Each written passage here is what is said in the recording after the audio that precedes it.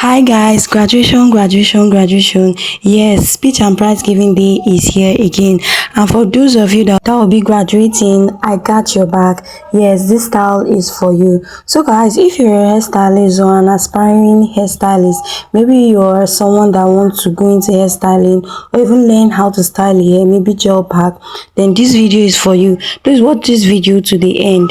Yes, when making this gel pack on a natural hair, ensure that you don't use a lot of spray. Yes, don't use a lot of spray. But if it was an artificially processed hair, like a relaxed hair, yes, then you can use as much spray as you want. But when making a natural hairstyle, gel pack on natural hairstyle, make sure you reduce the quantity of spray you're using, because it will make the hair not to stick, like it will make it not to, how do I even explain it? But that's that for that. So guys, don't forget to subscribe to my channel, like this video, share and comment, because you really learn a whole lot in this channel.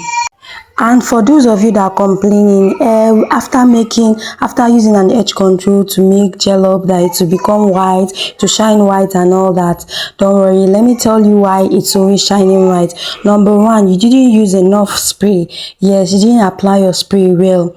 Number two, you did not dry the hair well. Yes, if you watch this video to some point, you see that after making this particular style, I used my blow dryer to dry the hair.